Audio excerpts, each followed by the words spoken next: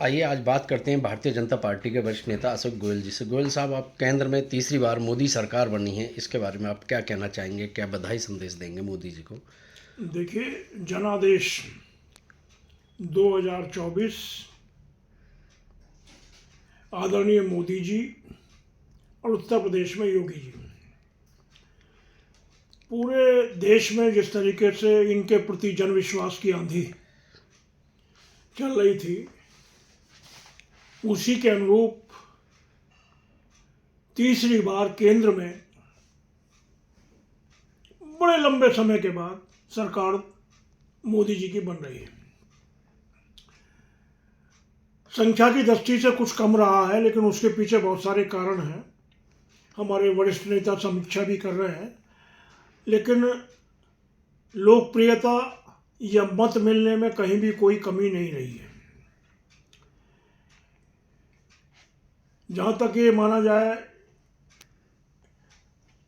हमारा एनडीए गठबंधन, उसको पूर्ण बहुमत मिला है, 293 सीटें आई हैं।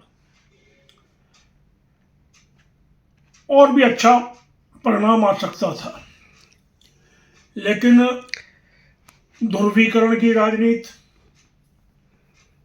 तुष्टीकरण की राजनीति, जातिगत दुष्प्रचार की राजनीति या झूठे आश्वासन देके, जैसा कि महिलाओं को कह दिया कि तुम्हारे खाते में खटाखट 8500 रुपये हर महीने आ जाएंगे, वो बेचारी अपना फॉर्म लेके फॉर्म भरवा रही हैं।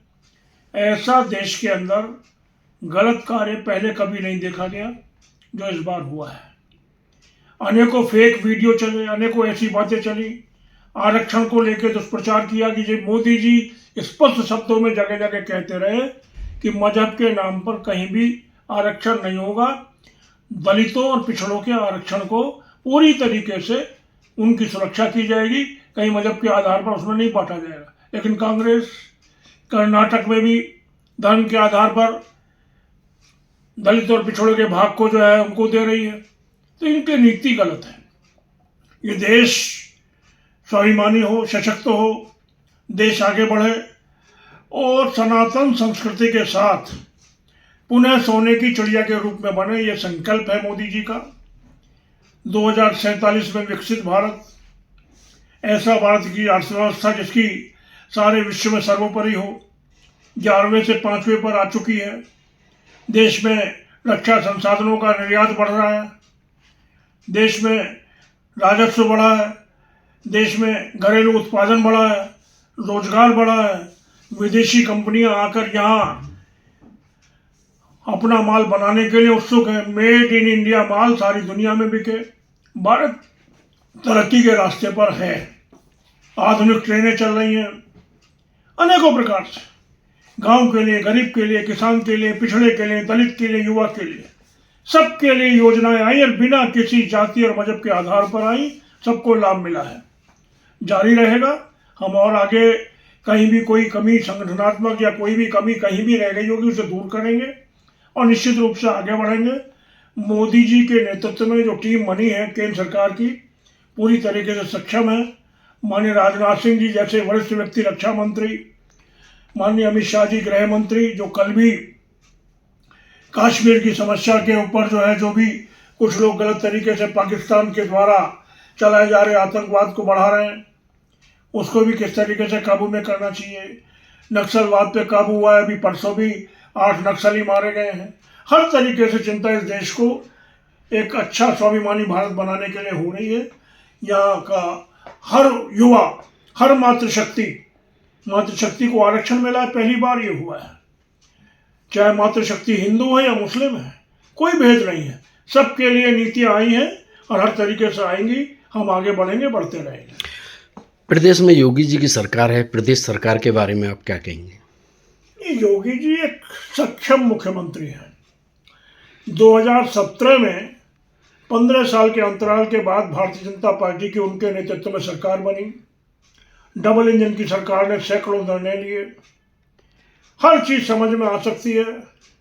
कैसे गुंडा मुक्त, दंगा मुक्त, माफिया मुक्त उत्तर प्रदेश बना, कैसे आस्था को सम्मान मिला, काशी का विकास, प्रयागराज का विकास, अयोध्या का स्वर्णिम इतिहास, जो राम मंदिर का जो ऐतिहासिक निर्माण हुआ है, सारी दुनिया के लोग वहाँ जाकर आशीर्वाद प्राप्त करेंगे। वास्तव में योगी जी का जो गांव के लिए, गरीब के लिए, किसान के लिए सपना है वो साकार हो रहा है। किसानों का पेमेंट टाइम पे मिला है, सड़कों के जाल बिछ रहे हैं, नए नए एक्सप्रेस हाईवे बन रहे हैं। इतना ही नहीं, चिकित्सा के लिए नए एम्स बन रहे हैं। हर जगह हर प्रकार की सुविधा को ध्यान में रखते हुए योगी जी निर्णय ले रहे हैं। अभी 2-3 दिन में आपने देखा होगा, चुनाव परिणामों की समीक्षा के तुरंत बाद वो लग गए हैं दोबारा नए मनोबल के साथ।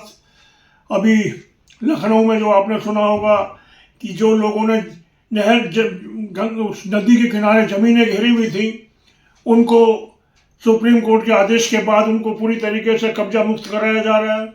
एक नया संकल्प के साथ सेवा के कार्य में जुटे हैं और योगी जी के नेतृत्व में हम मजबूत एक ऐसा उत्तर प्रदेश जो वास्तव में सुरक्षा, सम्मान और अपनी औद्योगिक क्रांति के लिए जाना जा रहा है, ऐसा जो विकसित उत्तर प्रदेश, नया विकसित उत्तर प्रदेश उनके नेतृत्व में बनेगा, ऐसी पूरी आशा है।